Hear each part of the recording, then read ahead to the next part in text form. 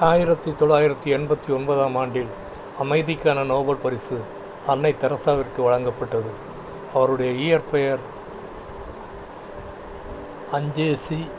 அஞ்சேசா கொனேஹி ஒஜெக்ஸ்கியூ என்பதாகும். பரிசளிப்பும் விழாவில் முடிந்த பின்பு அநேக பத்திரிகையாளர்கள், முக்கிய பிரமுகர்கள் அன்னையை சுற்றி வளைத்து கொண்டார்கள். இப்படி பெரிய காரியங்களை செய்வதற்கு உங்களுக்கு முன் உதாரணமாக இருந்தவர்கள் யார்? மகாத்மா காந்தியா, நெல்சன் மண்டலேவா, ஆப்ரஹாம் லிங்கனா என்று பெயர்களை அடுக்கிக் கொண்டே போனார்கள். அம்மையார் புன்முறுவலோடு my mentor is Lord Jesus என்று அமைதியாக கூறினார். இயேசுதான் என் முன்னோடி என்று கூறியதை கேட்ட அநேக புறமதத்தினர் ஆச்சரியப்பட்டனர். அன்னை தெரசா 26/8/1919 5/9/1997 வரை 87 ஆண்டுகள் வாழ்ந்தார். அவரை நோக்கி இயேசுவின் எந்த வார்த்தை உங்களை தொட்டது என்று கேட்டார்கள்.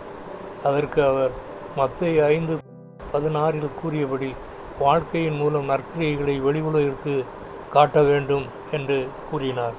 இது நமக்கு சவால் அல்லவா? One song. கர்த்தர் மேல் பாரத்தை வைத்து கலங்கி தவிக்காதே, அவரே உன்னை ஆதரிப்பார், அதிசயம் செய்வார். நம்மை காக்கும் தேவனவர் நமது நிழலாயிருக்கின்றார். கர்த்தர் மேல் பாரத்தை வைத்து விடு, கலங்கி தவிக்காதே, அவரே உன்னை ஆதரிப்பார், அதிசயம் செய்வார். கர்த்தர் மேல் பாரத்தை வைத்து விடு, கலங்கி தவிக்காதே, அவரே உன்னை ஆதரிப்பார், அதிசயம் செய்வார். நம்மை காக்கும் தேவனவர் நமது நிழலாயிருக்கின்றார்.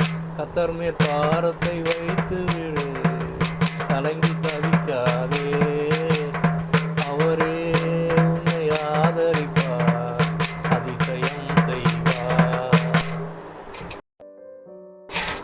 ஜெபம். எங்களை நேசிக்கிற நல்ல பிதாவே, என்னுடைய சமூகத்தில் தாழ்த்தி ஒப்பு கொடுக்கிறேன் ஆண்டவரே. நானும் அன்னை தெரசாவைப் போல இயேசுவின் வார்த்தைகளை பின்பற்றி நடக்க கிருபை புரிய வேண்டும் என்று யெகோவா மேசியா நாமத்தில் கெஞ்சி மன்றாடுகிறேன்.